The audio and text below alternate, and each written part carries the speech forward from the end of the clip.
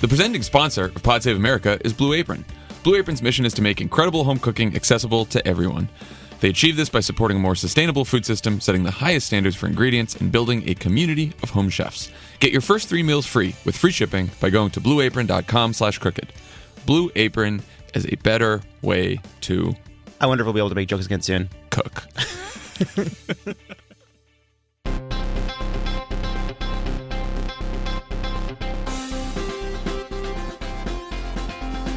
Welcome to Pod Save America. I'm John Favreau. I'm John Lovett. I'm Tommy Vitor. On the pod today, we will be talking to the man who ran Medicare, Medicaid, and the Affordable Care Act for the Obama administration, Andy Slavitt. And later, Tommy will be talking to the president of the White House Correspondents Association from Reuters, Jeff Mason, about White House press access. That is accurate. It was a pre-taped interview. It's great. We're very excited about it. How heated did it get? Well, it was pretty tense. I mean, we've been pretty hard on the White House Correspondents Association here on this podcast. Yeah, folding like a Indochino knockoff. You know, it's one of those... Tommy was very tough. I thought it was... It's one of those instances where clearly the Trump administration is at fault. They are reducing access. They're attacking the press every day. But, like, at some point, we should have to judge them on success or failure. So that's sort of what I told Jeff. And when you look at this as an observer, you see less access. He gets into why, he gets into how challenging this is. I think it was very helpful context. He's a very good guy, a good reporter. So check it out. Also, Dre McKesson, Pod Save the People. There'll be a new episode tomorrow, Tuesday, so download that. Dre's still working out all the editing now. And then, of course, remember you can now get all of our pods, Crooked Media's pods, on Spotify. Yeah. It's awesome. I love Spotify. Yeah. Their Discover Weekly function gets me almost every new song I like to. It's great. And now they'll get you your favorite pods. Podcasts. Yeah, don't Like discover ours. any other podcast, though. Just discover discover ours. Crooked Media podcast. Okay, so we're going to start by talking to Andy today because healthcare is in the news. Of course, there was supposed to be a CBO score today and a vote on a motion to proceed to debate tomorrow. This has now all been delayed indefinitely because Senator John McCain had surgery over the weekend for a blood clot above his eye. So we hope McCain gets well soon, but it could be a more intense recovery period. So we actually don't know. So everything is on hold right now on healthcare. But there was a lot going on over the weekend. There was a National Governors Association meeting where the Trump administration, Mike Pence and some others went to go pitch governors on this bill and some of the Medicaid stuff. Very dishonestly and seemingly counterproductively from Mike Pence, pissing off the state of Ohio by misleading everyone about the problems they're having. Are we getting into this now or are we getting into a Slavitt? We're going to get into a Slavitt. So I'm just going to say we're going to talk to Andy about Medicaid and the governor stuff because he had a lot to say about that, and also this Cruz amendment and this crazy letter, unprecedented letter, I should say, that all the insurers put out against the Cruz amendment. So he's going to talk about the substance of all of this, and then we'll talk about the politics after that. So when we come back, Andy Slavitt. Don't go anywhere. This is Pod Save America, and there's more on the way. Pod Save America is brought to you by Parachute. Ooh. Oh, Parachute. Love it. Have you gone to the store yet? Didn't they invite you? Yes, they have invited me, but I'm very busy creating a media conglomerate with my two pals. Right. Parachute knows how to really get us going here. Here's the question. Which member of PSA has gotten the most Parachute swag? Are you jealous? Ooh. It's definitely not me. It's definitely not me because I'm just wandering around in that robe still. And that's my fault. That's my fault. I have a ton of it. Recently, I sent a bunch of towels to someone as a thank you. Really? Wow. Yeah. Use it as a gift. Did you ask Lovett if he wanted to go in on that? Yeah, Actually, he refused. He declined in this instance. Funny how that works. Yeah. I don't want to belong to any gift that would have me as a member. I love my someone's asking me this over the weekend because they were like, this is what happens now when you read these sponsorships. Your friends come up to you and they ask you to debate relative value of bedding. And I love my linen ones. I love the quilt we got. I love the linens. It's the only sheets we use. We wash them, of course, but it's Parachute sheets and nothing. Yeah. And also, our lives are sponsored content. Okay, we know the blankets are great. The pillows. I'm trying to get from waking to sleep using only sponsored objects, clothing. You're there, man. I'm almost there. All you need is dog food. Anyway, we need a dog food. We do. Anyway, the good folks at Parachute want us to read about them. Visit parachutehome.com/crooked for free shipping and returns. Parachute offers a 60-night trial, so if you don't love it, just send it back, no questions asked. That's parachutehome.com/crooked, or if you're in Los Angeles, go to the Venice store. I think it's very nice. It's a cool store, by the way. We had an engagement at Love It or Leave It. There was a proposal during Love It or Leave It, and they're going to get a very special gift from Parachute once we tell them that they need to do that. And in fact, that was one of their first questions. We're still going to get a parachute? They were. I know we're engaged now, but do we get the parachute goods? Yeah. That was really funny. Parachute. End of ad. On the pod today, we have with us a very special guest. He ran Medicaid, Medicare, and the Affordable Care Act for the Obama administration. I retweet everything he says. You're just our gospel, man. Andy Slavitt. Honestly, I know what you know and nothing else. Andy, we notice you have a sort of a favoritism towards Pod Save the People, so I'm glad you could find some time in your busy schedule doing DeRay's show to be with us today. But You guys want to fill in the blank with? yeah, we appreciate it. Okay, so lots to talk about with healthcare. Obviously, the vote is delayed. One thing that's gotten some attention over the weekend is the Cruz provision. Could you explain to us, sort of in layman's terms, what the Cruz provision would do, why it's so dangerous, and why so few Republican senators have actually spoken out about it yet? Sure, but I wanted to start by saying I'm not so sure the Cruz Amendment stays in.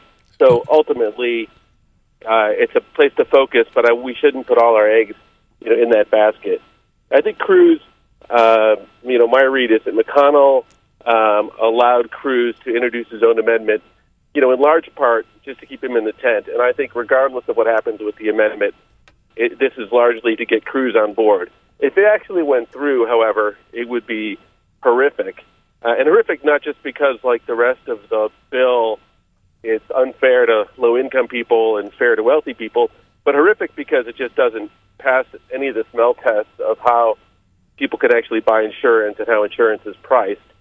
So what it does is it basically creates two types of insurance, the type of insurance you get with the ACA that has basic protections, and then a second type of insurance, which is basically the anything goes type, or as Secretary Price referred to it, just go back, dust off the way you used to do things before Obamacare, which was a comment that Secretary Price made over the weekend.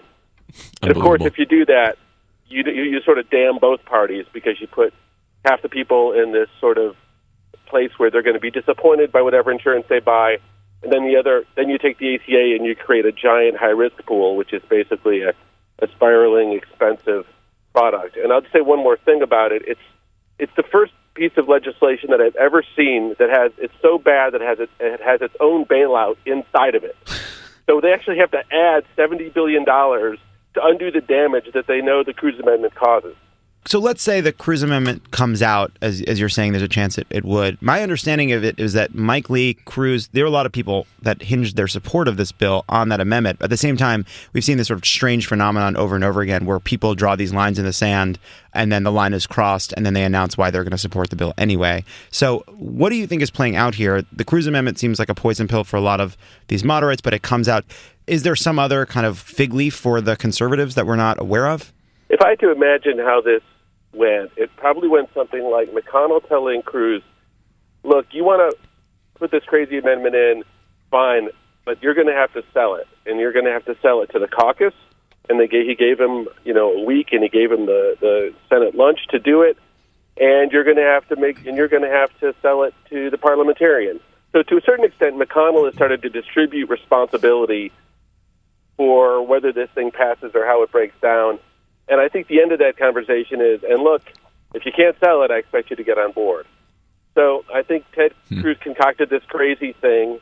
I would be surprised if Cruz doesn't end up voting for whatever comes to the floor, if it gets to the floor, just because that's the way he is. I think conventional wisdom has been that Mike Lee votes with Cruz, but people are a little bit less sure of that now because even Lee looks at that Cruz amendment and his head of communications said, nobody really thinks that thing works. Yeah, good idea. Andy, there's been a lot of speculation about efforts by McConnell to use money he has to buy off various senators, give them carve-outs for deals that would incentivize one specific state to get their vote. Are you hearing about any progress that's been made on that front? And do you think that strategy is more or less effective than Trump tweeting 5 times more often about a golf tournament at a country club he owns than healthcare? It's really interesting is these deals that are out there, the more they get publicized, the less likely they are to be effective. And I'm really happy, and I'm sure you guys are, to see all the focus on them. The reality is that they're taking out $1 trillion or more, and they're basically saying, don't worry, we're going to give you back, maybe at best 100 to 200 billion. And so a lot of this to me, and look, you guys did a lot of amazing work in communications for President Obama, but having to go convince a bunch of governors who are fundamentally smart people and senators that we're going to take away $1 and give you back 20 cents is a really tough job. And they tried to do it at the National Governors Association this weekend.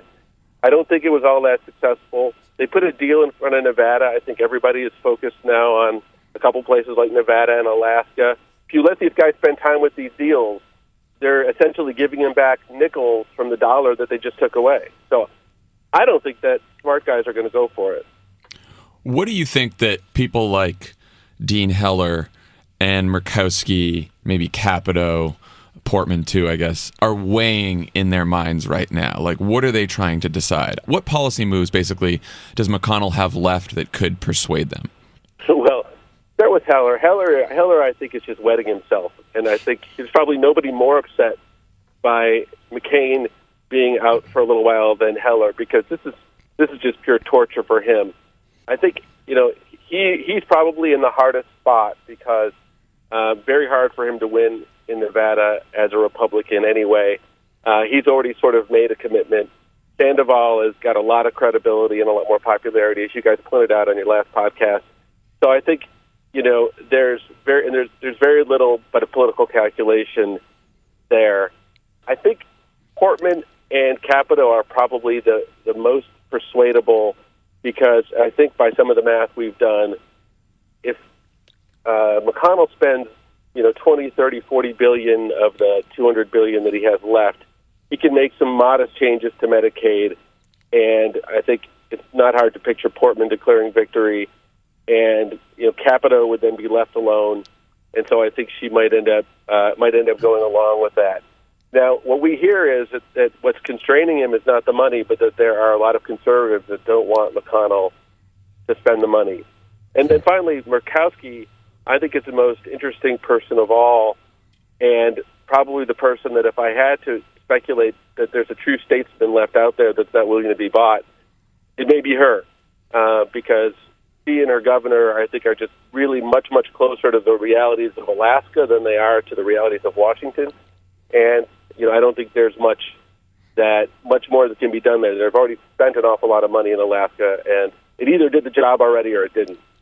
So we're in this position where we're waiting for one of these people to go alone and say they're against it. For a lot of political reasons, it's hard to be alone. Is there any chance that we see Heller, Capito, Murkowski, Portman join up with Susan Collins, who has been so outspoken and I think has seen the benefits of that even in her own state, to coming out against this bill? Is there any chance we see them come together during this week-long reprieve, because John McCain got wonderful health care from the federal government, to say no and they kind of jump together?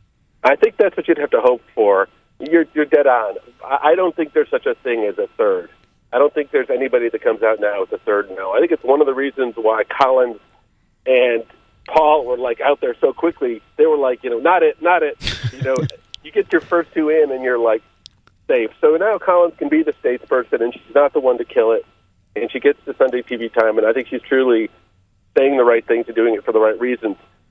I think we can be hopeful that we can get Murkowski out there, and we and you and many others need to keep, I think, pulling the levers to make that happen. But I think getting them out there as a group, maybe there's a chance, but very hard to imagine someone going alone. I'd love to think that there's someone who's a profile in courage left in the caucus, and maybe they'll surprise us. So, Andy, just to zoom in on Dean Heller for a minute, obviously this would directly impact and harm constituents in his state because they've taken Medicaid expansion. The bill polls that Obamacare is at 50%, GOP replacements at 24% in the Washington Post poll. So what is driving the calculus that would lead him to vote for this? What are you hearing about interest groups or whomever that are pitching him? Well, so I think the Republican National Committee Finance Chair, Steve Wynn, who owns a lot of casinos here, and Sheldon Adelson, and I know from one conversation that Heller had with a Republican governor recently, who was pressing him pretty hard to stay strong as a no. He said, "Look, I really can't commit. You wouldn't believe the national pressure I'm under." And he mentioned one of those guys by name. And I think he's not necessarily a guy with the strongest constitution. It's a lot of pressure for anybody, and so I don't see a rational policy path here. In fact, if you look at Nevada, where I just landed, they have done remarkable things with Medicaid expansion over the last couple of years. I mean, truly, Brian Sandoval has done really creative things and launched really creative programs to get kids insured, things that he ought to be incredibly proud of, things that we're building on top of Obama's vision. And so I don't think Sandoval is going to move. I think the best that the Republican caucus can hope for is that Sandoval stays more or less quiet, and then they get their chance to work him. And there may be some political gift in it for Heller, but I can't think of any other reason. What's going on with the CBO score? Are they going to use the extra? I know it was supposed to come out today. They're saying maybe it will come out tomorrow, but do you think they're going to use the extra time to score the Cruz amendment, or is that still not going to be possible? If I had to guess, I would say we're not going to CBO score C1 this week. Now, I don't have any knowledge to tell me that, and I could be proven wrong by the time your podcast airs, so in which case you'll know what kind of guest I was. But if I think they're playing this the way I think they are, they essentially can delay their instructions to the CBO and keep playing around with whatever deals they have. It's not in their interest to have a CBO score out there. Everyone thinks that the Cruz amendment is very hard to score, that it might take a couple of weeks because, in effect, they're creating these things that are these garbage insurance policies that the CBO is fairly clear they don't know how to count as regular insurance. So I think there's a possibility we may never see it scored. So, just a step back. 2 weeks from now, it seems like either this thing will be passed and onto the House and perhaps law in like a matter of days, or it will have collapsed and failed and we will move on to tax reform or what have you. In this last 2 week period, what is the thing that worries you most? What is the thing that you think that if this thing got through where we will have dropped the ball or failed to understand what McConnell was going to do? Like, what's your anxiety point here? Last night I was calling actual brain surgeons to find out recovery times for 80-year-old men who have operations of blood clots. So I feel like paranoia is so seeped into my blood that there's just too many ways out. On the one hand, I think it's like probably what you asked is just the only important question left, which is, how do we continue to do this? And I think it's retail politics like times 1,000, which I think is all the disability advocates continuing to take up what they're doing. It's continuing to have money to buy ads in these markets.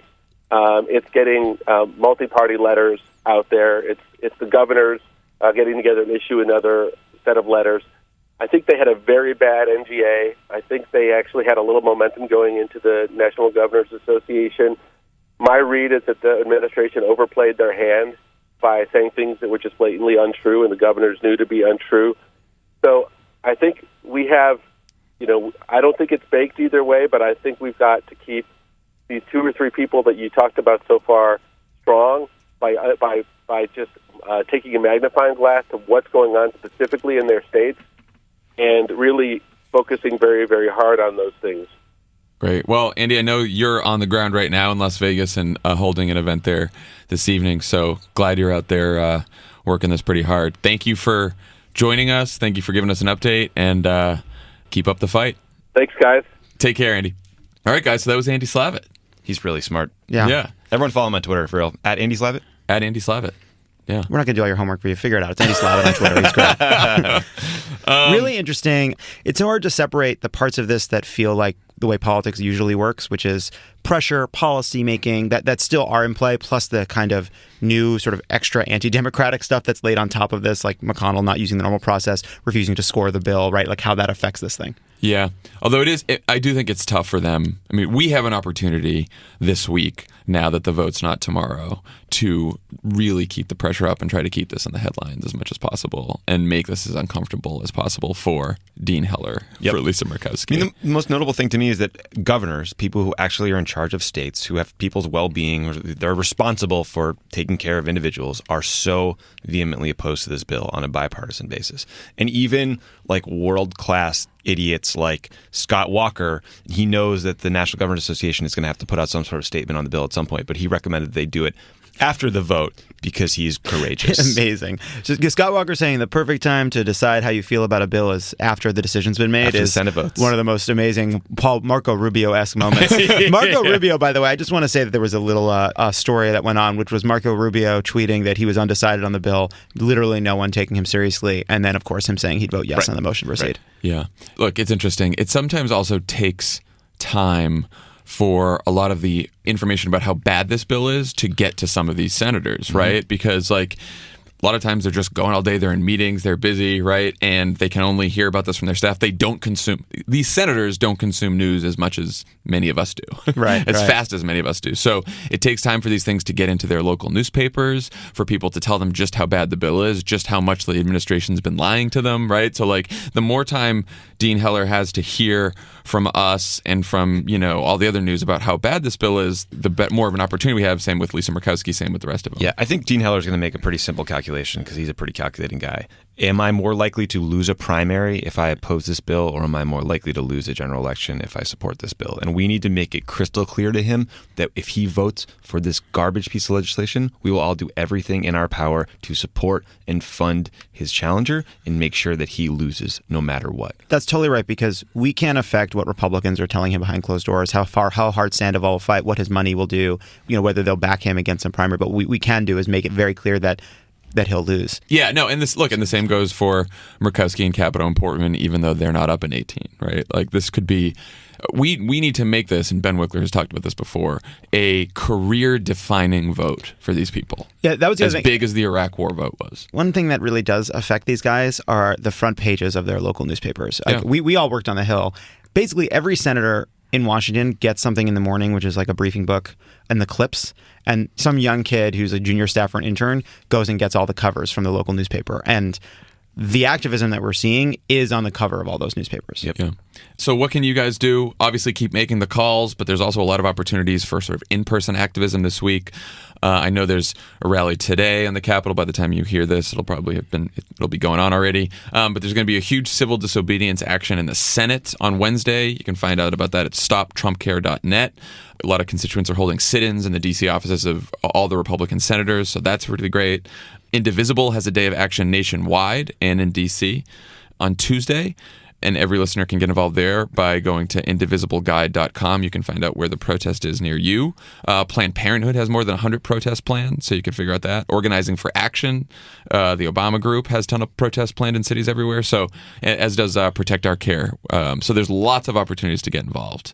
And especially if you live in Nevada, if you live in Alaska, if you live in West Virginia, if you live in Ohio. These are senators that have not made up their minds yet. So get out there and make your voice heard. Yeah. And you don't have to be cynical about it. Like, this is some of the biggest decisions these people have ever made in their lives. And they're weighing it right now. And they're weighing it like human beings. And you can make a difference. You can.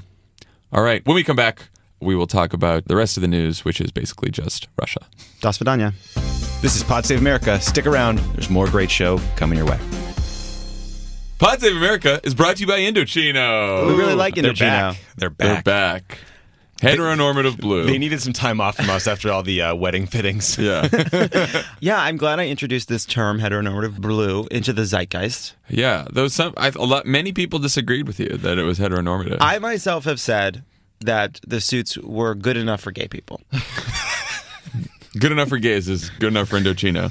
Indochino is making it easy to get a perfectly tailored suit at an incredible price. You can choose from hundreds of top quality fabrics and personalize your suit just the way you want it, just like Lovett did, whether it's for a work, a wedding, or another special occasion. I'm going to go back in. When are we wearing suits again? We barely put pants on for the office. I know, but I do think, but I would like to have a suit. Like, I was thinking about, like, basically, I want a suit in, like, the fabrics that I would have chosen, that you wouldn't have chosen. Cool. Because, like, you don't dress me most days, so why would I allow you to dress me on fancy occasions? You literally pick through shit he doesn't like and wear it. That is true. That That's is true. true. Some of my nicest clothes are things John would give to Goodwill instead, and I took them instead. Moving soon, you're going to have a whole closet to pick from. Oh my goodness. I'm gonna... Okay, can you just do me a favor? Can you post the Craigslist free stuff thing 15 minutes after? Because I don't want to be picking through your old clothes with strangers. Here's how Indochino works. That's not real, guys. That's an exaggeration. Can you please not at me in some sort of saying how sad I don't need it. He asks for it all the time, but he doesn't need it. Here's how Indochino works. Visit a showroom or shop online at Indochino.com. Pick your fabric, choose your customizations, from lapels to pleats to jacket linings and more. Submit your measurements, place your order, and wait for it to arrive in just a few weeks. It is very fast. That's one of the best parts. This week, our listeners can get any premium Indochino suit for just $379 at Indochino.com when entering Crooked at checkout. That's 50% off the regular price for a made-to-measure premium suit, plus shipping is free. You might say to yourself, $379? What's the catch? No catch, guys. No catch. That's Indochino.com, promo code Crooked for any premium suit for just $379 and free shipping. It's an incredible deal for a suit that will fit you better than anything off the rack ever could. You did like a tagline voice for just a sentence there. Yeah. I liked it. Ever could. So, let's talk about the only other thing that's in the news. We scoured the news. We tried. Russia. The newspaper, you flip it up and it just says Russia on every page. It's in Russian. In fact, we started with healthcare. Most news isn't. But anyway, Russia's still out there. So let's start with a statement from the President of the United States delivered this morning via the website twitter.com. He said, most politicians would have gone to a meeting like the one Don Jr. attended in order to get info on an opponent. That's politics. So we have gone from I didn't know who I was meeting with, and it was just about adoptions, to so what if the most senior officials on the Trump campaign met with a Russian government attorney and a Russian intelligence officer who promised them dirt on Hillary Clinton as part of Putin's support for Trump's candidacy? Who wouldn't have taken that meeting? I mean, we've actually gone even further than that. We've gone even further. There were no such meetings. There was no collusion. This is a conspiracy theory. This is nonsense. To anybody would have done it. Collusion is cool. Yeah, and we were talking about this before. That's good to know. It's great to know. I think that we should reach out to. We need like a rearguard action of the good guys. So Denmark, Sweden, France. We are calling on you now. I would limit ourselves. China, Iran. Iran, you've had a tough run. You're looking to get back in our graces. We gave you that whole deal thing. Yeah. You know, apparently Hillary gave you some plutonium, or was that to Russia, Iran? I don't remember Hillary anymore. gave plutonium, but she was giving out plutonium like just to everybody, like gift bags at the Emmys. It's also surprising yet comforting to know that when Democrats work with Chinese government hackers to undermine our political opponents, no one on Fox News is going to care. Yeah, they're going cool to be with it. cheering along. That's politics, guys. That's Politics is us right now. Tucker, Janine, the whole crew, Britt Hume, they're all going to be saying, anyone would have done that. Of course Democrats should do that. I'm going to reach out to the Chinese consulate and I'm going to say, I need a secret, secure room in your facility because I only want your side to hear it. And then we're going to have a conversation about what America can give you. All right, this is the quid. Are there sanctions you don't like? You just gotta. I just want to read John Jr.'s emails now, on WikiLeaks. Guys, I just want to point something out to you, which is that there's a bit of a flaw in their logic because they're actually also saying that when a DNC consultant met with the Ukrainian officials about Paul Manafort's role in working for Putin's stooges who are running the country of Ukraine and getting millions and millions of dollars off the books, that was the real bad thing, and that was the problem. Despite the fact that this person was a consultant with the DNC, probably pretty stupid to take the meeting, but was looking into sort of public documents versus begging them to hack Hillary Clinton or hack that person the DNC. Went to a consulate too.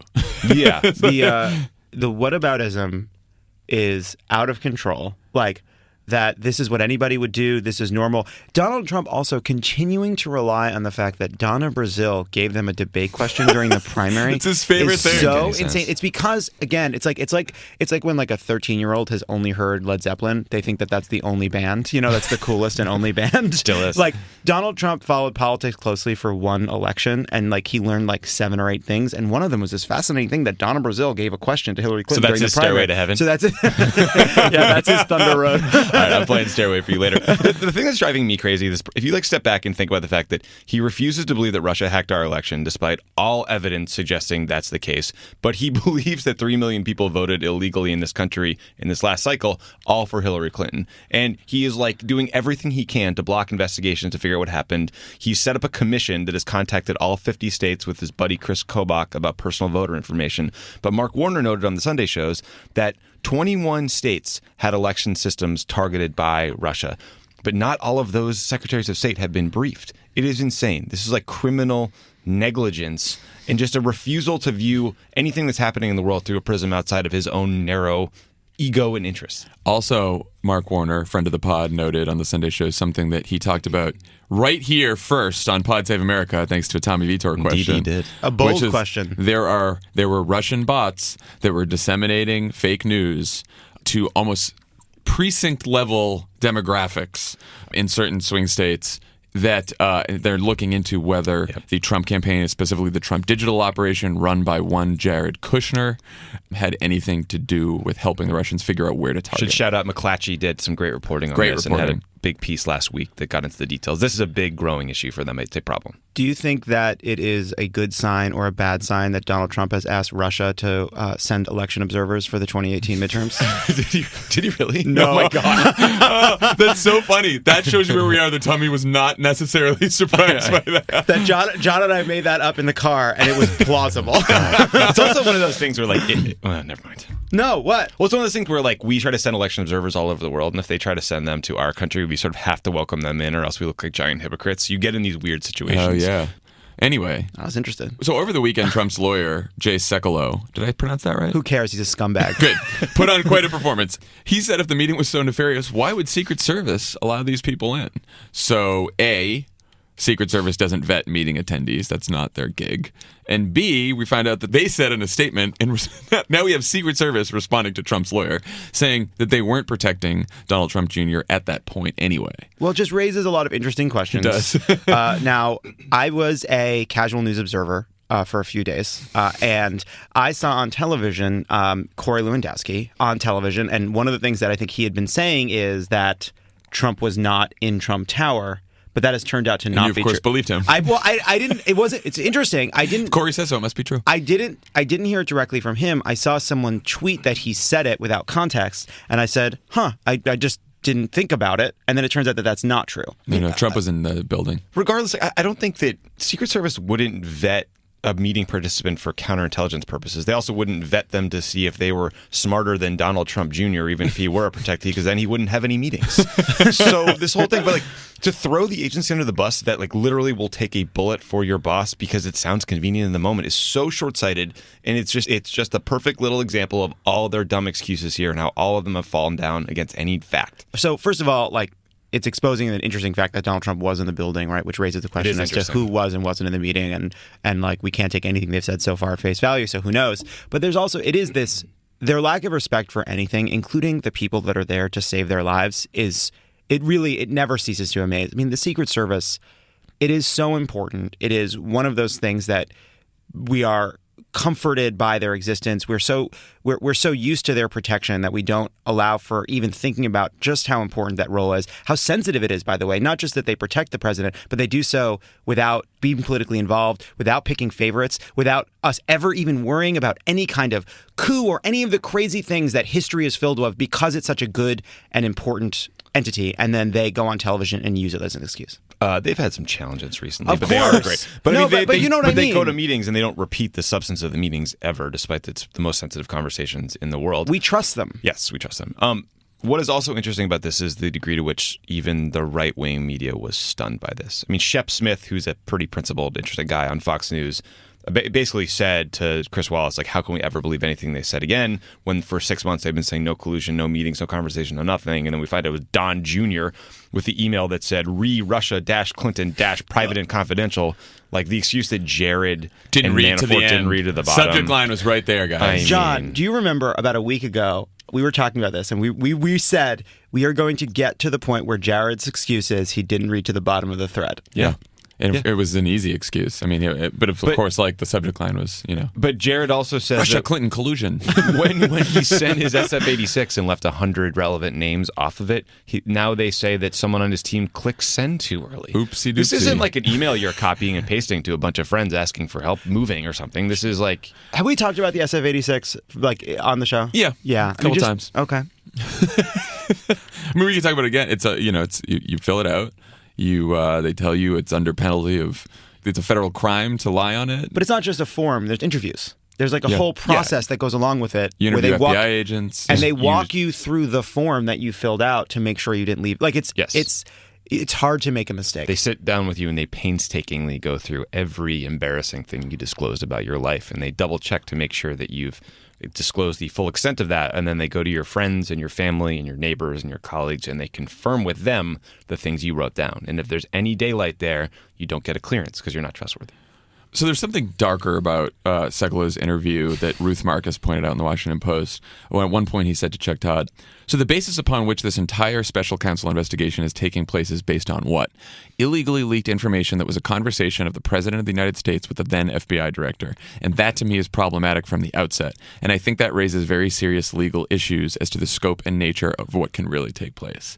So basically what he's saying is because Comey decided to leak his conversation with the President of the United States, then the whole appointment of Mueller as special prosecutor is illegitimate from the first place. Oh, yeah. But all I'm saying is, like, this is laying the groundwork for Trump to fire Mueller and or issue blanket pardons. Everything is a predicate for getting rid of Mueller or a pardon. Right. And when they do it, they'll say, well, we all know that the whole investigation was a hoax, that Comey just had it out for the president. And Paul Ryan will express discomfort and then that's go the right question. along. Look, we've never been here before. The silly kind of surface legal justification that Trump's scumbag lawyer, and he is a true sleaze, that whatever explanation this guy offers, it's a political question. And we just don't know what happens when the President of the United States issues a set of blanket pardons or fires Robert Mueller. We just don't know what's going to happen after that. Here's an issue. Washington Post came out with a poll this weekend. Top line numbers, Trump's approval and the toilet, blah, blah, blah. One interesting number. The number of Republicans and Republican-leaning independents who think that the Russians sought to influence the election and that the Trump team intentionally helped them has fallen from 18% in April to 9% now. So this is, in popular opinion here, like all of this information that keeps coming out, all this stuff we talk about all the time, it's on the news, for like most people in the country, it is actually making them think that it is more likely that Russia influenced the election. They're believing that. And maybe it's more likely that the Trump team helped them. For Republicans, it's going the opposite direction. Yeah. And that is, of course, because of Fox News and Breitbart and Rush Limbaugh and Donald Trump in the White House. But mostly Fox News. But mostly Fox News. Mostly Fox News. We were talking about what a high percentage of strong Republicans and conservatives get their news primarily from Fox News. So it is this vaccine against dangerous ideas. Yeah, I mean, it's a completely calcified state-run media that will defend anything he says. But I mean, he is still in the Washington Post poll, he's at 48% strongly disapprove. Obama never reached that level. Neither did Bill Clinton. Bush reached that level during the darkest days of the Iraq War and Hurricane Katrina. So, there is no silver lining in these numbers. And Trump tweeting that 36% was really 40%. Oh my God, he rounded up with a 6. You didn't round up with a 6. You can't go to a 6 you can't go from 36 to 40. That's just against the rules. Yeah, give me a break. It was so perfect.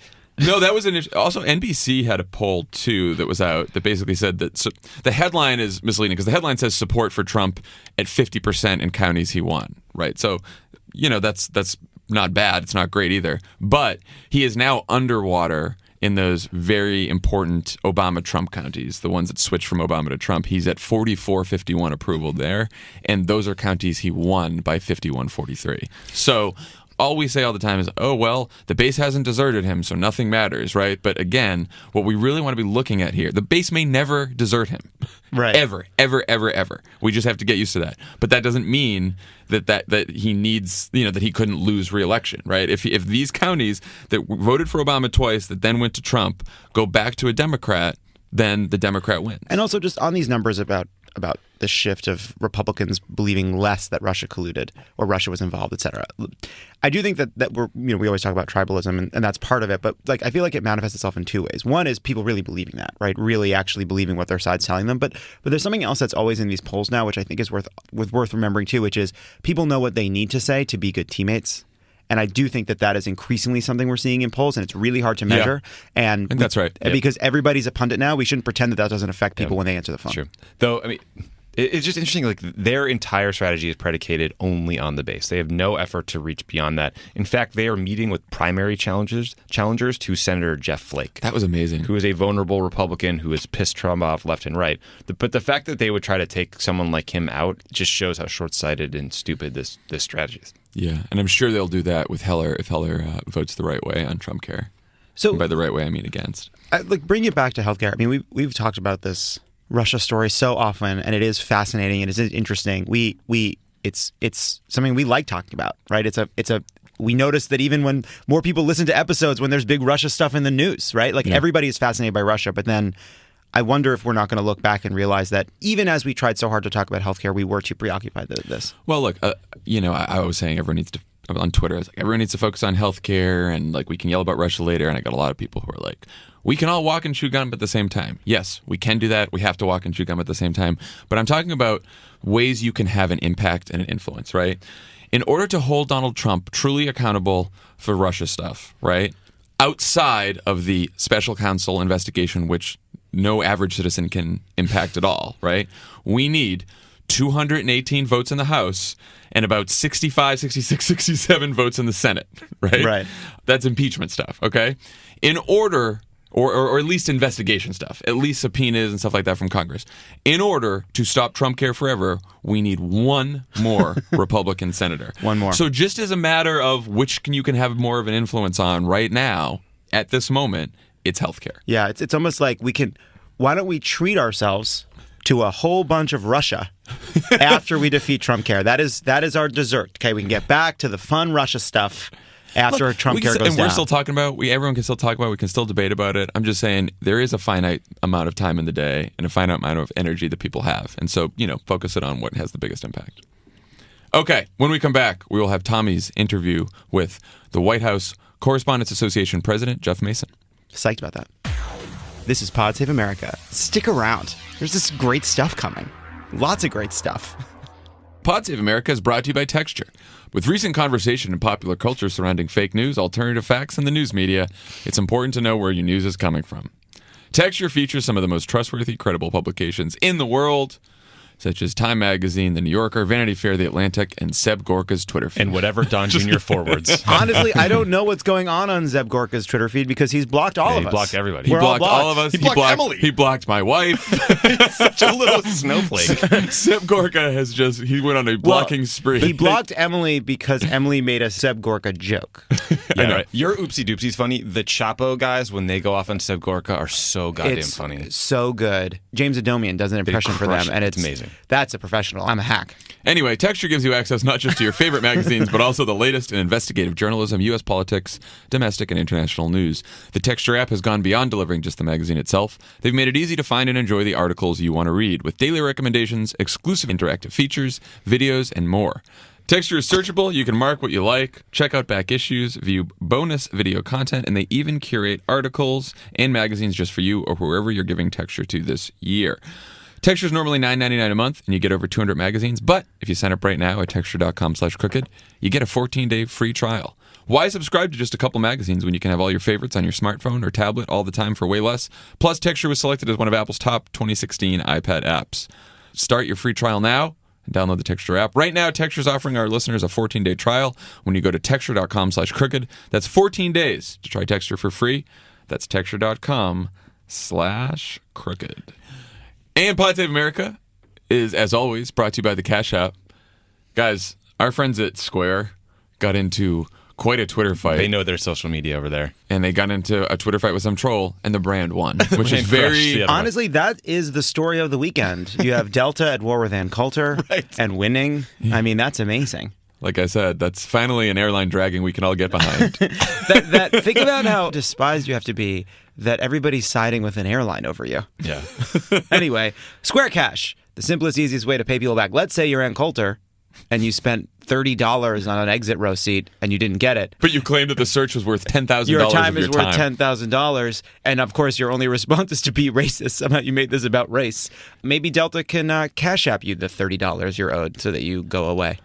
So someone named on Twitter named Fart Sandwich. If you want to at that person, it's at Sandwich of Farts. You steer clear. You're right. You don't need to get involved. All right. Well, I just want the payoff line was really good. funny. Okay, good.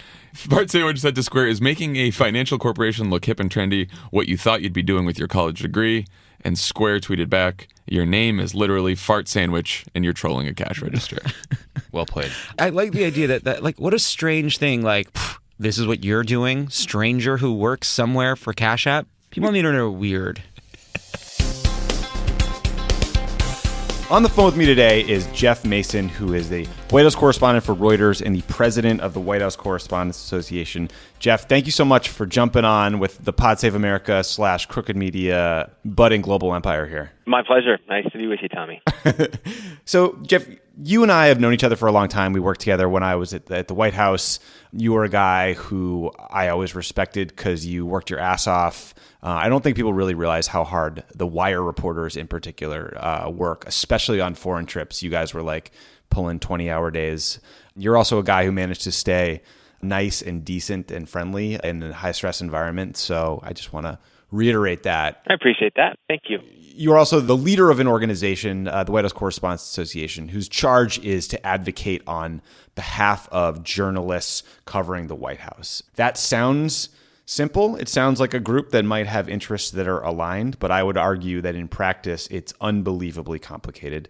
The needs of a TV reporter are very different from the needs of a photographer or the needs of a print reporter. So you're dealing with a ton of different equities, and you're dealing with a press office, which in the Obama administration was me, people like Jay Carney, Robert Gibbs, who are fighting for their boss and have a different perspective than you. So, it's complicated and it's a constant negotiation. And that's honestly how it should be, right? Like, you guys should always be fighting for more access. That's your job. And the press office is always going to be fighting to get their message out. That's their job. Things, in my view, have changed dramatically in the nature of the relationship between the press and the White House during the Trump administration. And I have been very critical of the White House Correspondents Association, which is the organization you lead, the way they've responded. And so, I want to give you an opportunity to respond to those criticisms, but I want to also start by amending them, which is to say, the people who are at fault for any effort to reduce access is the Trump administration, period, paragraph. You guys are fighting like hell to report the news, to figure out what's going on, and to do so at a time when you're under attack rhetorically, your access is under attack day after day, and you're being openly lied to. And so, first of all, thank you for what you do. I know it's a brutally hard, thankless job. So, I just wanted to state that up front. And now let's get to the part where we argue and give each other shit about relative efforts to get that access. All right, well, let me respond to that first. First of all, I appreciate that, and I appreciate your amendment. And you and I have talked about this privately, and I would say it publicly on your podcast as well, that I also have respect for you, and I appreciate the respect that you offered to me. But I found it really misplaced for the anger that I felt that you were directing at the White House Correspondents Association about press access at this White House. I think if people are upset about access, you need to direct that anger towards the Trump administration, because it is their decision and it is their call right now, and we are fighting against that every day. And the Correspondents Association represents the members of the White House Press Corps and sort of by extension the interests of journalists around the country right now, because so many people are watching what we do. So we appreciate the support of people who are advocating for a free press. I'm very happy to take criticism when there's something we don't do well or something that we could do better, or whether that's true or not. If people feel differently, that's fine. We're not immune to criticism any more than anyone else is. But if it's about the free press and if it's about access at the White House, the WHCA is fighting for that every day. And I would encourage people to, if they're upset about it, direct that anger towards the people who are limiting access, not the people who are fighting for it. Yeah, look, and that's fair. And I blame Donald Trump, and I blame the advisors who lied to you guys, and I blame Sean Spicer. But stepping back a bit, I'm from Bill Belichick country, and what I care about is outputs. And as a news consumer, I see the White House Correspondents Association and the White House correspondents getting less access because, every day Barack Obama was in town and he wasn't doing a press conference, we did an on-camera press briefing with Robert Gibbs, Jay Carney, Josh Earnest, or one of their deputies. There were some exceptions to that rule. Yeah, I would agree with you. Almost every day, that's true. Yeah, the vast majority of days. That's not to say, and I'm sure, and I know you won't dispute this, that's not to say that the White House Correspondents Association or the press corps at large always got what we wanted in terms of access from the Obama administration. That was not the case. But in terms of but that's that's an aside, I think, Jeff. And it's important. But in terms of pretty regular briefings and having them almost all the time on camera, that was not an issue, and certainly not anywhere near the issue that it is right now. Right. So I see that. And I know how important press briefings are for not just the reporters, but also just accountability generally. There are countless examples of statements or questions that were asked at White House press briefings, whether it was about Benghazi or whether it was back in the day when Scott McClellan was asked about Karl Rove's role in the Valerie Plame disclosure, like any number of examples where the fact that question at the time was on camera, on the record, was incredibly relevant in the future when facts change. And the fact that opportunity isn't occurring regularly now bothers me. And I'm just wondering why. It should bother you. Yeah. Okay. I'm glad it bothers you. I mean, it bothers me too. And I guess, first of all, I appreciate what you were saying in your opening remarks about what the Correspondents Association is. And I would just like to explain to your listeners as well, just briefly, that it's a 9-person board, the WHCA, that represents our membership. And the membership, as you alluded to, is made up of television correspondents, wires, still photographers, radio reporters and producers, and new media and magazine reporters. So we've got a varied and diverse membership, all of whom have different and sometimes competing needs. And one of our challenges this year has been to stay on the same page as much as possible as a press corps in advocating for our interests. So, I believe, and the Correspondents Association board believes, that it's in the interest of the entire press corps, and not to mention the American public, to have briefings that are on camera, televised, and where audio can be used, so that not only my TV and radio brethren can do the stories and packages that they need to do using the medium that they work in, but also so that viewers at home can watch the back and forth between the Fourth Estate, i.e. we journalists, and the elected leaders or their representatives that they have put into office.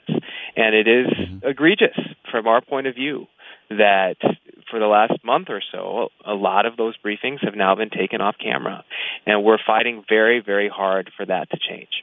So, I mean, I think the question a lot of people have who observe the press corps or read about these issues is like, why don't individual reporters just live stream the event? Or why doesn't CNN just turn on its camera? Can you help explain that to people? Well, and I actually like the way you asked that just now. Those decisions are decisions that would have to be made by the individual news organizations. If the news organizations, if the TV networks, for example, all decide that they are not going to abide by the guidelines that are set by the White House, that's their decision. That's not a WHCA decision. We are not an enforcement association. We don't enforce the White House's rules. We are the interlocutor between the press corps at large and the White House itself. So it's a good question, but it's not actually one that I can answer. What I can do is be sort of the middleman and explain, and my teammates on the board as well, explain where the press corps is coming from in behind-the-scenes meetings with the White House, and sometimes explain it publicly and argue for it in a more public way. We've had to find that balance between being an effective negotiator behind the scenes. Sometimes it's effective to then not be public, and other times it's effective to do both. And we've had to sort of walk that tightrope when it's tricky to do that. But your question about... I was going to say, lucky you being the middleman there. Lucky me, exactly. But that's part of the challenge, and that's part of the job, and that's fine. We've embraced that. But to viewers who wonder, why not just turn on those cameras? That's a question that has to be directed at the news organizations themselves.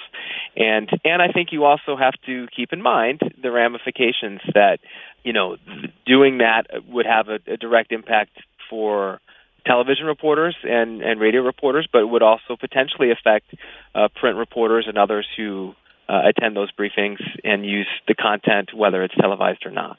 And this is part of your great challenge is, you have a bunch of print reporters who are like, I don't give a shit if this briefing's off camera. I'm just scribbling down quotes. And then you have TV reporters where it's literally useless to them if the briefings are off camera. So there's different equities here. But I mean, I think like looking back, the biggest sinners here are the TV networks. They have been cutting side deals all along with White Houses, with the Trump campaign. They cut a deal with the Trump campaign to only show him head on. Like, how is that acceptable if TV networks are only looking out for their own equities and not working with the broader Correspondents Association? Well, I'm not going to throw my TV network colleagues under the bus. We've actually worked very well together. It is true that there are times when different aspects of the press corps have different needs. And I do think, actually, remarkably this year, we've been pretty good about speaking with one voice. But it's true that in the past there have been times when different aspects of the press corps have gone and not necessarily done that. And I think that has hurt us.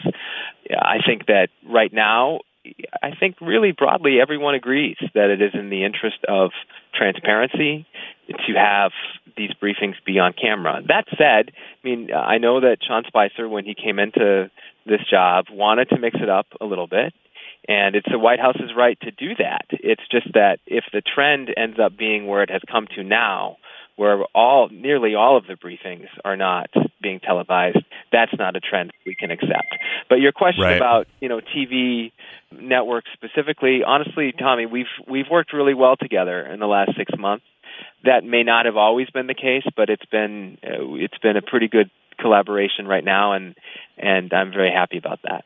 Okay, that's good. I mean, I get it. Look, I think, anyone listening probably understands that I am very sympathetic to the challenge of collective action with reporters who are literally competing with each other all day, every day for scoops. They have different equities, et cetera. I guess my concern is that it's sort of led to this collective inaction where, as an observer, I've seen this whittling down of the briefing and of your guys' day-to-day access. And also the fact that like the deputy spokesperson, Sarah Huckabee Sanders, is going out giving incomplete answers, refusing to get answers to like basic questions like, does the president believe in climate change? And I think that's where my fear lies, that this sort of tacit collective inaction becomes the status quo because of how hard it is. And you're a very diplomatic individual generally, and you were very diplomatic in the answer about TVs. But is my concern unwarranted? I mean, what's your response? Well, I think I would disagree with your premise, and that sounds like a spokesperson's answer. But I would disagree with the I love this role reversal, man. Right? How many times have you heard somebody from the podium say, I disagree with the premise? But I actually do in this case. I don't think that what you're seeing is passive inaction. I think quite the contrary. I mean, a lot of what we do at the Correspondents Association, and I referred to this earlier, is behind the scenes. And it's we're probably not doing our job if we come out and announce every time I've had a meeting with Sean or Sarah or others on the board have advocated for something with regard to the press. And you will remember that from your time at the White House. There are certainly probably myriad times when someone from the board or a representative of the press corps pushed for something on behalf of the rest of the press corps that we didn't then go out and trumpet and say, look, we just did this and this was the effect, or this didn't happen. That's just not how we do our jobs. But I think you will see, and when you can't see it because it's not televised, you will hear or you will read a lot of very difficult and aggressive questioning happening at this White House, as there would be for any White House from the press corps when they're not getting answers, when we're not getting access. People have different styles. There are some reporters who have stood up and been very critical about access in the middle of the briefing, and some people, and this has been more the board style, do that advocacy work behind the scenes. But just because you don't see something happening in a dramatic way on camera or hear about it off camera doesn't mean that that's not happening. Right.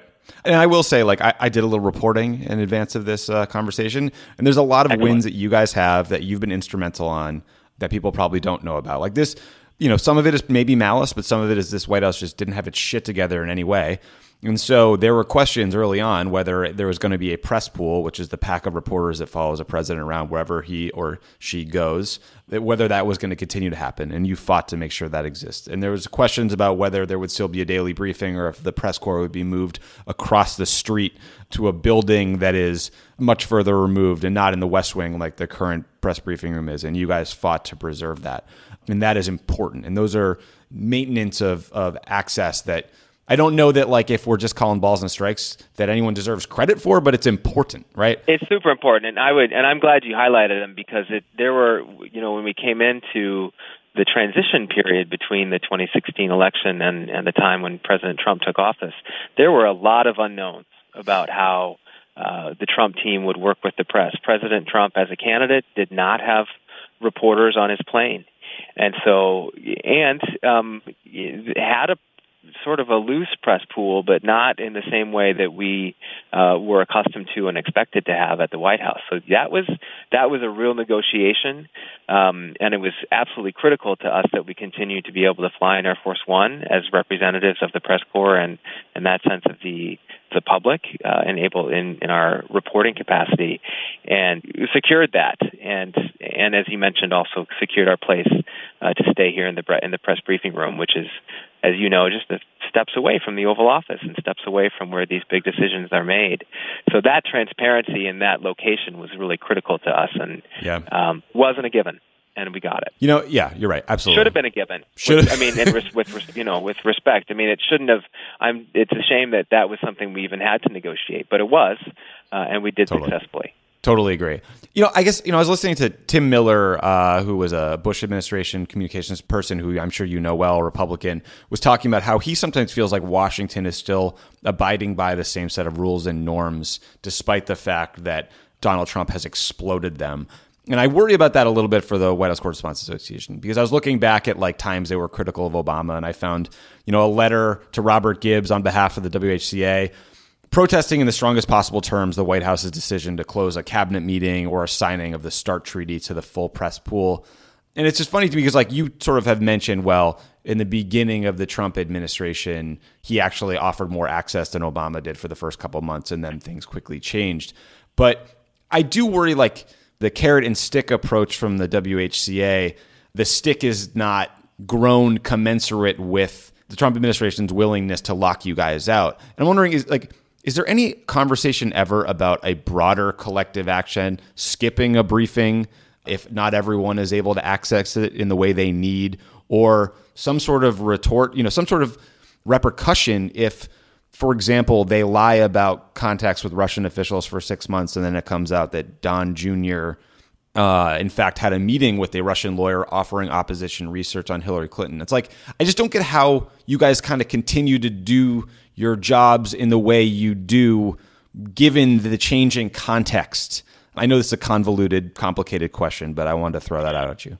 Well, I have a couple different answers to that. First of all, I would disagree that the WHCA hasn't sort of changed some of its tactics. I mean, this was not an organization that in earlier days made as many public statements as we have unfortunately had to make over the last 6 months ever. I mean, that's just not something that we did. The occasional letter, like you referenced, perhaps was made public, but the vocal advocacy role that we have fallen into, or not really fallen into, but actively taken because of the changes that we have faced here is new.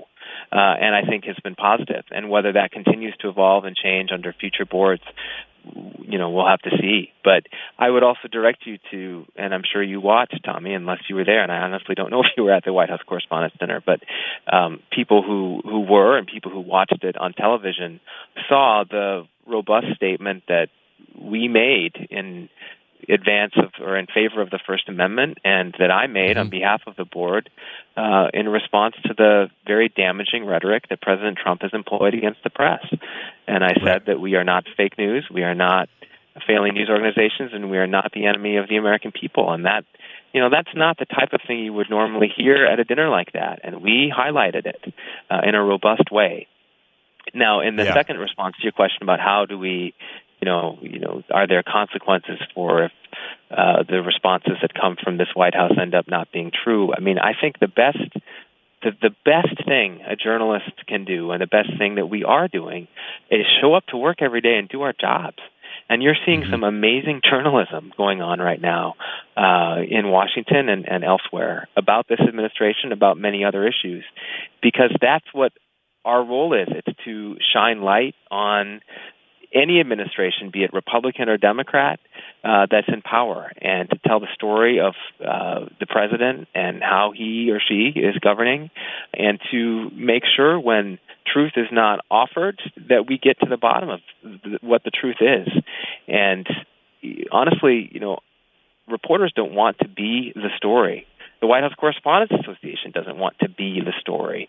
We want to make sure that our members have an ability to do their jobs, because doing their jobs is the most important way that we can fulfill our role. Listen, I know you have to go soon, but I really appreciate this. I will say this is like an amazing era for journalism. There's incredible journalism happening every day. You guys deserve enormous credit for that, and we are all grateful as readers. The thing I would quibble with is you guys are the story. Donald Trump makes you the story every day. It is a strategy to make you guys the story, which to me means that this has become a messaging fight. And when you talk about the sort of White House Correspondents Association dinner, which I did not go to, but I've been to before, I did read that statement. I think it's hard to fight, sort of a knife to a gunfight scenario there when Trump is out there calling you guys fake news every day. And I just worry that fight is not being joined. Like, you can't win a messaging war if you're not in the debate. And so I know that's not your role, but how do you react? But we are in the debate. I mean, I would just totally disagree with that statement. Yeah, of course we are. I mean, and you're right that the president has made us the story because of the rhetoric that he employs against the media. You're absolutely right about that. We didn't ask for that, but that is something that he has done, and that's why we have to respond in the way that we do. And, if you're feeling that there should be a different response or a more vocal response, anyone's entitled to their opinion about that. I have to encourage you not to ignore the robust response that we have made vocally and at that dinner, on television, in written statements, and then, of course, in the behind-the-scenes meetings that I'm talking to you about. Yeah, but I mean, Jeff, when you guys are reporting on a White House messaging effort and it's ineffective, you point out that it's ineffective. And that's what I'm doing here, is that I just don't think you guys are winning it. And, like Jim Acosta, you can argue that he's grandstanding or preening, but at least he's out there fighting. And then I pick up the paper and there's like a style section story with his unnamed colleagues shitting on him. And sort of, I think the right response is probably a middle ground there, but I do think people like me I'm a highly partisan individual, stated for a fact. Yes, you are, and you're allowed to be. And I'm an imperfect messenger for telling the press what to do, because you guys are better at your jobs than I am. But I know how to fight a messaging fight, and I worry about their ability to use the leverage they have and lock you guys out and reduce access and further drive down sort of people's views of the press corps in a totally unfair way. And I would like to see the punching back a little harder through journalism and then through just sort of a response generally. So I guess that's my 2 cents here. And I guess I would just underscore the second part of what you just said there. Our job is to be journalists. Our job is to do journalism and to report the facts and to uncover the facts and to uncover stories about this administration or any beat that we happen to be covering. You mentioned Jim Acosta. I love Jim. I think he's a terrific colleague. I said that some people have different styles in how they do this. He has his style. Others have their styles. I can certainly appreciate the fact, as somebody in your case who is concerned about press freedom, that it is satisfying to see someone publicly stand up in that way. But that, and as I said, I think Jim is a terrific colleague and has done terrific work, both as a journalist, and he's stating his views on this in a way that has resonated with a lot of people.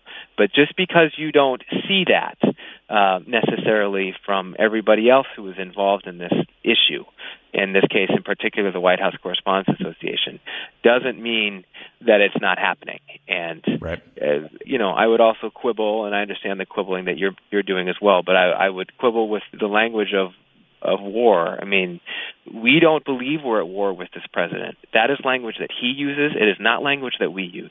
We are fighting for the right to do our jobs. We are fighting for the things that are protected by the First Amendment and continuing to push for that. But it is our job, as I've said already, and I'll just repeat myself now, to just keep doing our jobs And that's the best way that we can stand up for our rights. So my concluding thought on that is you're right. You are not at war with the president. Your role is not to defeat him, to better him, to best him, anything of that nature. Your job is to report the facts. But I do think you guys have a responsibility, and I think I have a responsibility as a budding podcaster to help people understand why the First Amendment and why journalism is so important to them. And that part of this, to me, is a messaging fight. And we all need to do better there, because journalists are the tip of the spear. They're the most important part of democracy. The founders knew that. It's clear as ever today. And so I guess I should just say thank you for all the work you did at Reuters. Thank you for your time at the White House Correspondents Association. And thanks for doing the show, man.